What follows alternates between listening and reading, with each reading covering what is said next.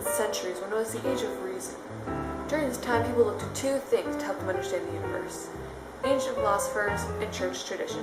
Everyone just accepted what the ancient philosophers and churches taught. Nobody really wanted to discover things for themselves.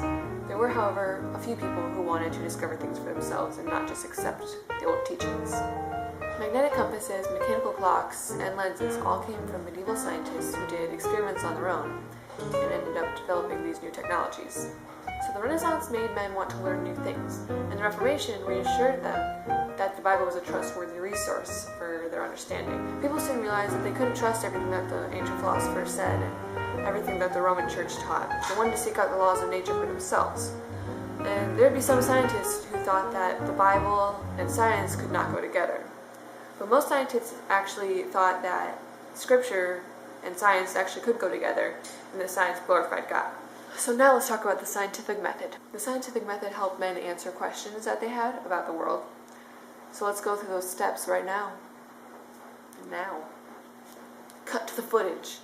First, you must observe something that is wrong, that could be wrong, or have a question about something about the universe. Perform observations in an attempt to find answers. You can find a pattern in the observations on which to base conclusions or theories. Choose the most appropriate hypothesis to explain your observations. Test the hypothesis by further experimentation and observation.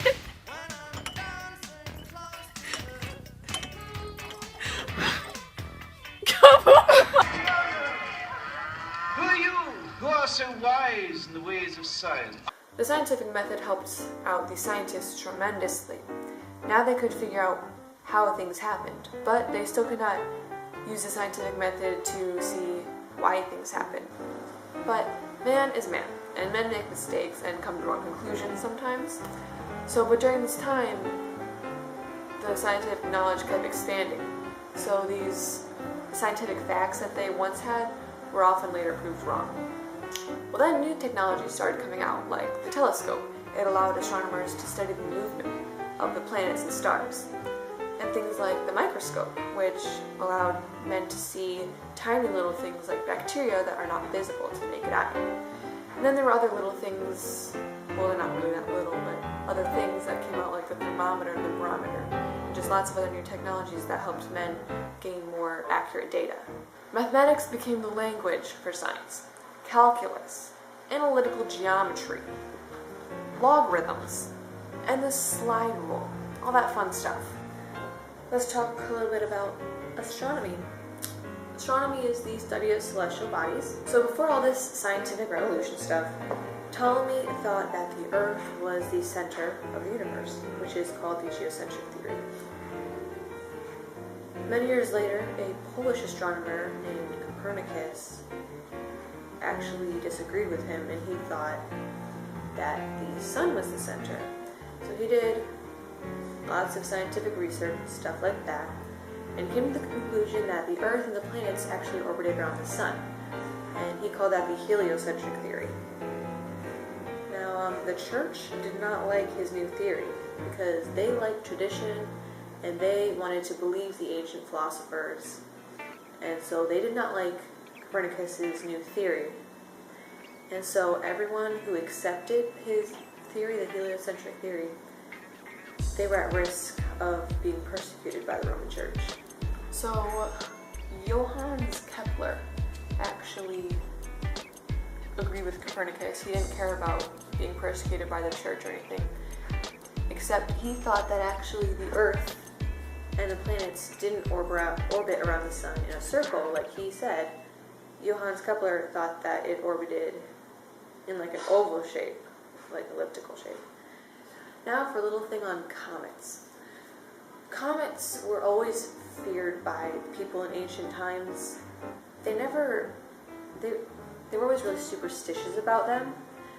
They thought that comets brought bad omens or bad luck, because something bad always happened whenever somebody saw a comet, like a king would die or something. Like in AD 79, Mount Vesuvius erupted and buried the cities of Pompeii and Herculaneum.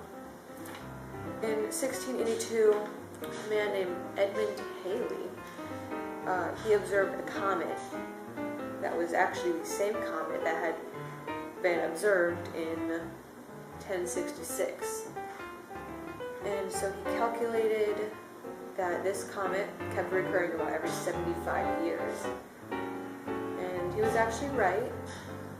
And so the astronomers named it Halley's Comet. It should reappear in 2061. Mathematics became He stays home from work this time. He never Stop. told us why. Stay right there, stay over there. Calculus. Go away. Shoo shoo. Choose most appropriate. First, Melanie and her natural habitat.